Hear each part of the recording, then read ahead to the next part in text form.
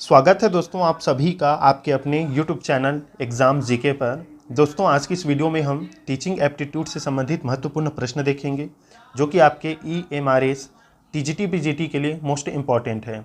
साथ ही साथ दोस्तों हम इस चैनल पर आपको हिंदी, रीजनिंग, ICT, NEP और इसमें जो आपका सब्जेक्ट पेडागोजी पूछा जाएगा 20 नंबर का, वो भी हम कराएंगे। इसलिए आप चैनल को जरूर सब्सक्राइब कर दीजिए और ज़्यादा से ज़्यादा अपने साथियों के साथ शेयर कीजिए।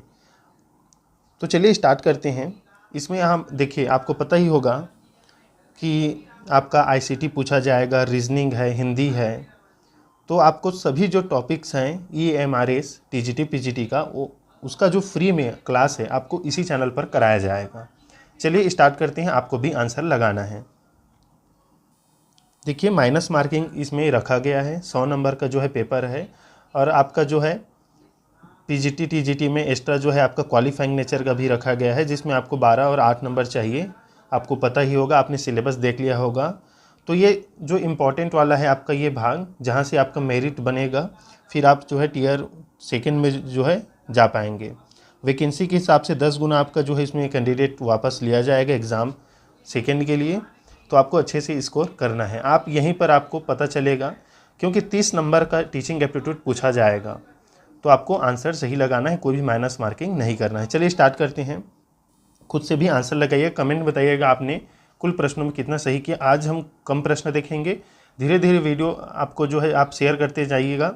हम आपका जो है प्रश्न भी बढ़ाते जाएंगे और आपको रेगुलर जो है क्लास इसमें देखने को मिलेगा। तो देखिए पहला प्रश्न है, एक प्रभावी शिक्षक वह है जो कर सकता है कक्षा पर नियंत्रण, कम समय में अधिक सूचना देना, विद्यार्थियों को सीखने के लिए अभिप्रेरित करना, दत्त कार्य को ध्यानपूर्वक जांचना। एक प्रभावी शिक्षक वह है जो कर सकता है दोस्तों कक्षा पर नियंत्रण, तो ये तो सभी कर सकते हैं, ये भी सही है। कम समय में अधिक सूचना देना, तो देखिए ज्ञान और सूचना में अंतर होता है पहली बात। तो विद्यार्थियों को सीखने के लिए अभिप्रेरित करना, ये भी सही है। दत्त कार्यों को ध्यानपूर्वक जांचना, ये भी सही है। लेकिन यहाँ पर एक प्रभावी शिक्षक की बात कहा जा रहा है, तो कर सकता है दोस्तों विद्यार्थियों को सीखने के लिए अभिप्रेरित। क्योंकि विद्यार्थी तभी सीखेंगे जब आप उसे कुछ इस प्रकार से अभिप्रेरणा प्रदान करेंगे कि वो उसमें रुचि ले सकें। तो ऑप्शन सी दोस्तों राइट आंसर हो जाएगा। देखिए एग्ज़ाम में जो भी आपका क्वेश्चन पूछा जाएगा, वो चाहे पेडागोजी हो, टीचिंग एप्टीट्यूड हो, तर्क पर आधारित होगा, आपकी सोचने समझने की क्षमता पर कि आप कहाँ तक समझ पाते हैं प्रश्नों को। तो इसका तो ऑप्शन सी राइट आंसर हो गया। आपने क्या आंसर लगाया था बताइएगा। सेकंड नंबर प्रश्न है, देखिए एक शिक्षक की सबसे महत्वपूर्ण चुनौती है विद्यार्थियों से उनका गृह कार्य करवाना, शिक्षण अधिगम प्रक्रिया को आनंदप्रद बनाना, कक्षा में अनुशासन बनाए रखना, या प्रश्न पत्र तैयार करना। महत्वपूर्ण चुनौती क्या रहेगा एक शिक्षक के लिए? तो देखिए विद्यार्थियों से उनका गृह कार्य करवाना, ये तो आसान है, नहीं रहेगा। कक्षा में अनुशासन बनाए रखना, ये भी आप आसान ही मान सकते हैं, महत्वपूर्ण चुनौती नहीं है। प्रश्न पत्र तैयार करना तो बिल्कुल चुनौतीपूर्ण कार्य नहीं है। शिक्षण अधिगम प्रक्रिया को आनंदप्रद बनाना, अब इसके लिए एक शिक्षक को बहुत सारे जो है टीचिंग जो आपका सहायक सामग्री है उसका आप प्रयोग कर सकते हैं। इसमें बहुत सारे आप चीज़ों को ऐड कर सकते हैं एक शिक्षक होने के नाते, तभी जो अधिगम प्रक्रिया है वो आनंदप्रद बनेगा। क्योंकि शिक्षण प्रक्रिया को तो आसान बनाया जा सकता है, लेकिन आनंदप्रद बनाना भी मुश्किल काम है। इसलिए एक शिक्षक का सबसे महत्वपूर्ण चुनौती है कि अधिगम प्रक्रिया को, जो सीखने की प्रक्रिया है, उसे आनंदप्रद बनाना। ऑप्शन भी दोस्तों राइट आंसर हो जाएगा। आप कितना भी क्लास ज्वाइन कर लीजिए, मतलब जो यूट्यूब में, अन्य यूट्यूब में आपको पैसे से ये बताया जाएगा, लेकिन आपको तर्क पर ही आपको एग्ज़ाम में जो है आंसर लगाना है कुल मिला के। तो आपकी सोचने समझने की क्षमता पर ये निर्भर करता है दोस्तों कि आप कहाँ तक सही कर पाएंगे। तीसरा प्रश्न देखिए, विद्यार्थियों में अभिप्रेरणा विकसित करने के लिए एक शिक्षक को क्या करना चाहिए? गला काट प्रतियोगिता को प्रोत्साहित करना, विद्यार्थियों के सम्मुख एक अप्राप्य लक्ष्य रखना, नई तकनीक व नई विधियों का प्रयोग करना, उनकी आकांक्षा स्तर को घटाना। बताइए विद्यार्थियों में अभिप्रेरणा विकसित करने के लिए एक शिक्षक को क्या करना चाहिए? तो देखिए गला काट प्रतियोगिता, ऐसा शब्द को ही प्रयोग नहीं है। विद्यार्थियों के सम्मुख एक अप्राप्य लक्ष्य मतलब प्राप्य लक्ष्य रखेंगे तभी कोई प्राप्ति की ओर बढ़ेगा। उनके आकांक्षा स्तर को घटाना तो बिल्कुल नहीं। ऑप्शन सी राइट आंसर हो जाएगा। आप क्या करेंगे, जो नई तकनीक है और नई विधियां हैं, आपका न्यू मेथड, आप उसका प्रयोग करेंगे।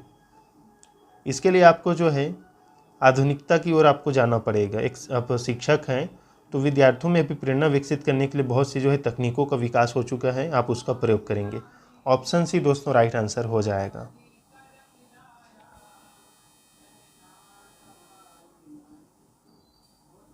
चौथा प्रश्न देखिए, एक शिक्षक को विद्यार्थियों की तत्परता स्तर को बढ़ाना है, ऐसा करने के लिए सबसे अच्छा तरीका कौन सा होगा? विशेष प्रकरण से संबंधित सृजनात्मक क्रियाकलाप को कक्षा में संगठित करवाकर, कक्षा में एक इंडोर गेम आयोजित करवाकर, कहानी कथन विधि द्वारा, कक्षा के किसी एक विद्यार्थी द्वारा नियंत्रण करवाकर। तो देखिए, एक शिक्षक को विद्यार्थियों की तत्परता स्तर को बढ़ाना है तो सबसे अच्छा तरीका होगा आपका ऑप्शन ए दोस्तों, विशेष प्रकरण से संबंधित सृजनात्मक क्रियाकलाप को कक्षा में संगठित करवाकर। आप समूह बना सकते हैं, कुछ ऐसे कार्य दे सकते हैं जिसमें वो आपस में मिलकर काम करे। सृजनात्मक अर्थात होता है निर्माणवादी, निर्माण करने से संबंधित। नई नई वो सोचेंगे, तर्क करेंगे, फिर सृजन करेंगे, निर्माण करेंगे। तो ये जो है सबसे अच्छा तरीका है तत्परता स्तर को बढ़ाने के लिए। एक विद्यार्थी अपना अलग तर्क देगा, दूसरा अलग, फिर दोनों के तर्क मिलाकर आप जो है सृजन करेंगे। तो ऑप्शन ए राइट आंसर हो जाएगा। पांचवा प्रश्न देखिए, कक्षा शिक्षण में अधिगम को किस रूप में पहचाना जाता है? व्यक्तिगत समायोजन, सामाजिक व राजनीतिक विज्ञता, व्यवहार परिवर्तन, विशेष बड़े रोजगार के लिए तैयार करना। देखिए दोस्तों, हालांकि एग्ज़ाम में जो है फीस बहुत ज़्यादा लिया जा रहा है और मेरे हिसाब से जो सेंट्रल गवर्नमेंट है या ये जो इस प्रकार से पैसा लूटा जा रहा है, ये नहीं करना चाहिए। क्योंकि आप एक तरफ देखिए फीमेल, उनके लिए 500 रखा गया है और वहीं अगर आप मेल हैं तो आपका 1500। और फिर देखिए दोस्तों, पांचवा प्रश्न आपका देख लेते हैं। कक्षा शिक्षण में अधिगम को किस रूप में पहचाना जाता है? व्यक्तिगत समायोजन, सामाजिक व राजनीतिक विज्ञता, व्यवहार परिवर्तन, विशेष बड़े रोजगार के लिए तैयार करना। तो देखिए, इसका राइट आंसर हो जाएगा दोस्तों ऑप्शन सी व्यवहार परिवर्तन। कक्षा शिक्षण में अधिगम को किस रूप में पहचाना जाता है? तो व्यवहार परिवर्तन।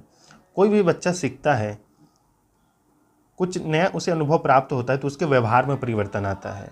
तो ये ऑप्शन सी राइट आंसर होगा, क्योंकि अधिगम वही है ताकि वो किसी भी स्टूडेंट है, शिक्षक है, कोई भी व्यक्ति हो, उसके व्यवहार में परिवर्तन करता है। और ये तब होता है जब वो अनुभव प्राप्त करता है, और अनुभव अर्थात सीखना। तो ऑप्शन सी राइट आंसर हो जाएगा।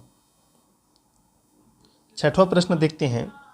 शिक्षण कार्य प्रारंभ करने से पूर्व शिक्षक को छात्रों को खड़ा करना चाहिए, छात्रों को मानसिक रूप से तैयार करना चाहिए, श्याम पट को साफ करना चाहिए, छात्रों को चुप रहने के लिए कहना चाहिए। बताइए दोस्तों, शिक्षण कार्य प्रारंभ करने से पूर्व शिक्षक को क्या करना चाहिए?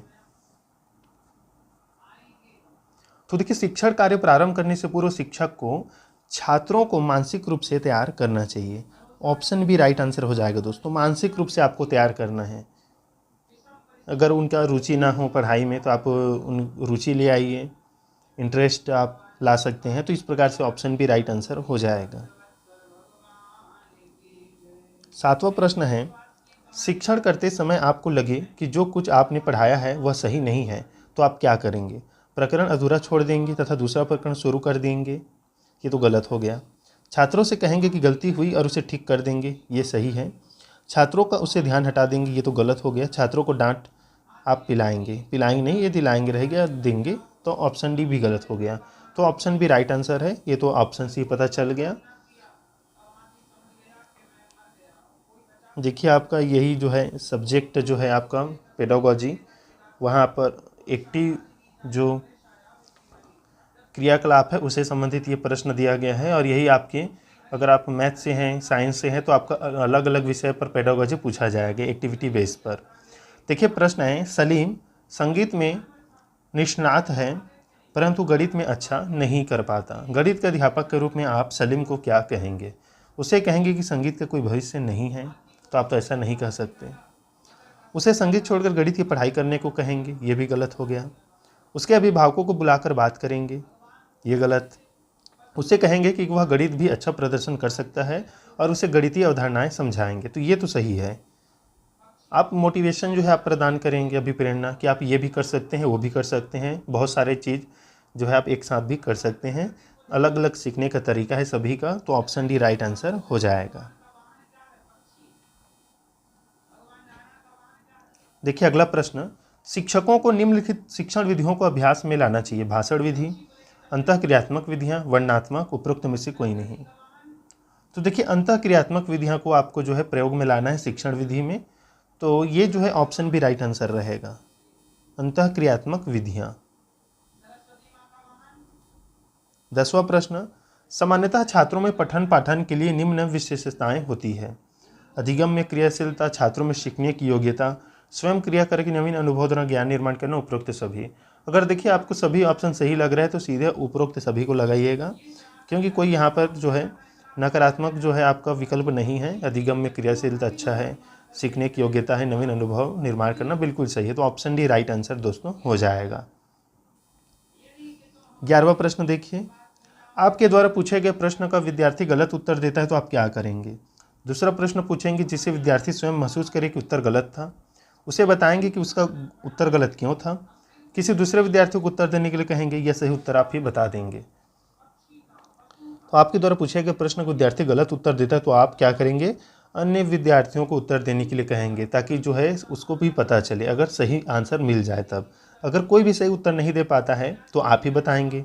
तो यहाँ पर लेकिन ऑप्शन सी राइट आंसर रहेगा, ऑप्शन सी। 12वां प्रश्न देखिए, शिक्षण को निम्न प्रकार से परिभाषित किया जाता है। अधिगम का सरलीकरण, शिक्षकों द्वारा ज्ञान का स्थानांतरण तथा छात्र द्वारा ज्ञान को ग्रहण करना, पाठ्य पुस्तकों को पढ़ना, शिक्षकों द्वारा ज्ञान का स्थानांतरण। शिक्षण को आप किस प्रकार से परिभाषित कर सकते हैं दोस्तों। 12 का राइट आंसर आपको कमेंट में बताना है। जितने भी साथी देख रहे हैं वो आपको क्या करना है, आपको मतलब कमेंट करना है। कमेंट में ज़रूर बताइएगा कि 12 नंबर प्रश्न का राइट आंसर क्या रहेगा। चलिए वीडियो का लास्ट प्रश्न देख लेते हैं। कम ही प्रश्न हमने शामिल किया है, पहला वीडियो है, 13 ही प्रश्न। 6 से 11 वर्ष आयु वर्ग के लिए अधिगम कैसा होगा। ज्ञान निर्माण की एक सक्रिय प्रक्रिया, रटने की प्रक्रिया है वो भी निष्क्रिय रूप से, कक्षा कक्ष में ध्यानपूर्वक सुनने की प्रक्रिया, पाठ्य पुस्तक का अध्ययन करने की प्रक्रिया। बताइएगा क्या इसका सही उत्तर रहेगा। 6 से 11 वर्ष आयु वर्ग के लिए अधिगम कैसी प्रक्रिया हो सकती है। तो देखिए जो अधिगम है, याद रखिएगा दोस्तों, ये ज्ञान निर्माण की ही एक सक्रिय प्रक्रिया है। तो ऑप्शन ए राइट आंसर